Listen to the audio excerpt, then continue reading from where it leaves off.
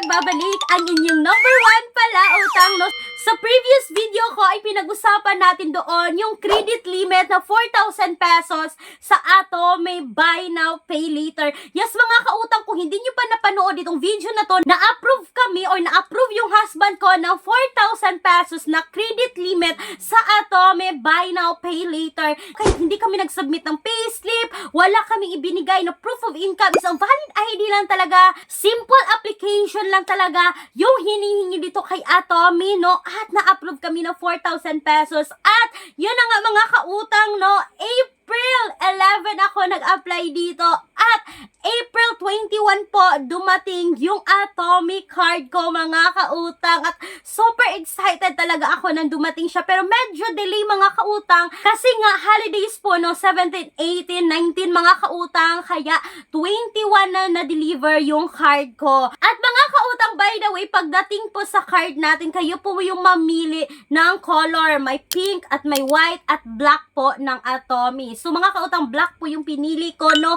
At pagdating agad nito, agad-agad ko talaga siyang binuksan mga kautang. And then, inactivate ko yung account ko. Napakadali lang talagang mag-activate ng Atome card mga kautang, no? Ilalagay nyo lang po yung last 4-digit number ng inyong card no, nasa likod po nito. Hindi ko lang siya ipapakita but may number po sa card na last 4-digit yung ilagay ninyo at magsiset po kayo ng PIN ninyo mga kautang. At eto na no, sabi dito mga kautang, your Atome card is now activated. You can start using your Atome card for online and in-store purchases at all Mastercards merchants. So mga kautang, sa panahon ngayon, hindi na tayo mahihirapan na maghanap na kung saan pwede si Atome kasi pwede siya sa lahat ng my all Mastercards merchants mga kautang. At pagkatapos kong na-activate ito mga kautang noon, ginamit ko agad, no,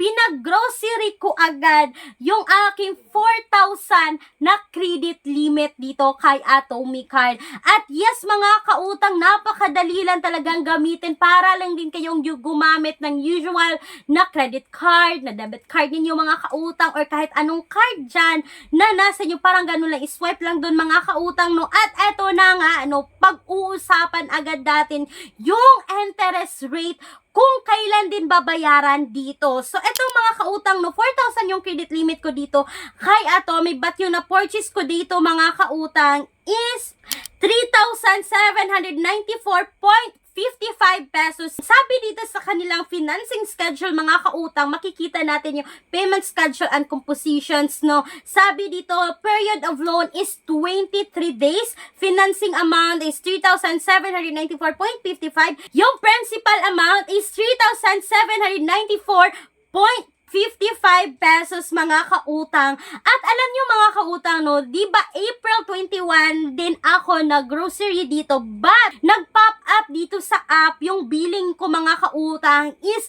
April 23 na siya mga kautang, no. Makita nyo ngayon sa screen na available spending limit ko is 205.45. So, meron pa akong balance dito.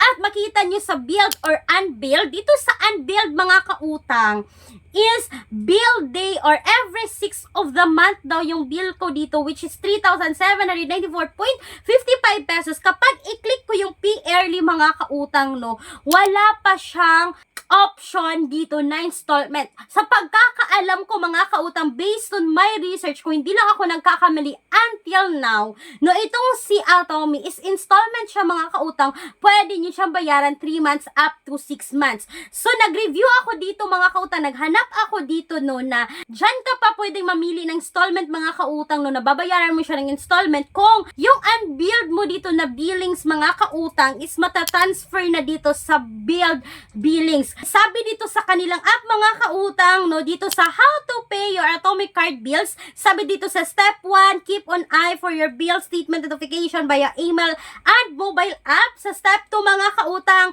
go to Atome card homepage, tab and tap current bills. So, sa current bills mo na talaga makikita. At pagkatapos dito sa step 3 mga kautang, tap on pay now and select an installment payment plan. So, hindi ko pa siya yan magagawa ngayon mga kautang kasi nga nasa unbilled pa yung babayaran ko, which is May 6 pa yung first bayad ko dito sa na-purchase ko na 3,700 mga kautang, no? At yan naman yung bibigyan natin ng update kung makabayad nga ba ako ng installment dito mga kautang, or one-time payment lang ba talaga ang Atomy, no? Kasi sabi dito is meron lang silang 23 days na kailangan mo siyang bayaran. So mga kautang, i-update ko ulit kayo dito kung magkano nga ba talaga ang interest dito ng Atomy card mga kautang, no? Sabi kasi dito sa mga nasbasa kong review is 0% interest raw itong si Atomy mga kautang na buy now pay later by using your Atomy card mga kautang, no? I-update ko ulit kayo kung makakabayad ba ako ng installment dito. So mga kautang, sana po ay nakatulong itong quick review ko about this loan application. Masasabi kong utangan online kasi nga mga kautang, nag-apply ko dito is online naman talaga. Pero kung naghahanap talaga kayo ng cash loan mga kautang, si Atomy po is meron ding offer na cash loan, at yan yung antayin natin mga kautang kung ma-o-offeran din ba talaga ako ng cash loan dito. And hopefully mga kautang, no, sana po ay ma-offeran din ako ng cash loan dito para din may compare natin kung alin nga ba ang mas magandang gamitin, alin ang may mas mababang interest, yung Atomy card nila mga kautang or yung Atomy cash loan mga kautang. At yan yung abangan yung mga kautang. And speaking of personal loan na gusto nyo talaga umutang ngayon, isang valid ID lang.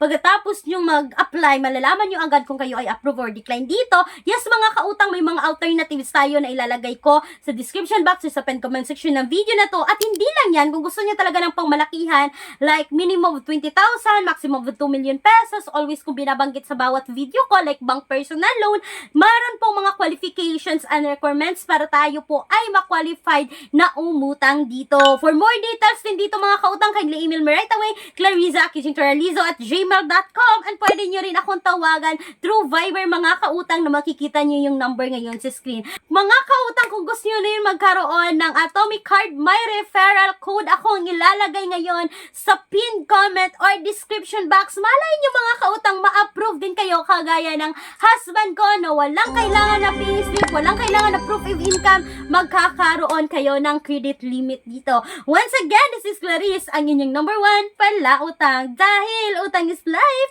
Bye bye bye mga kautang!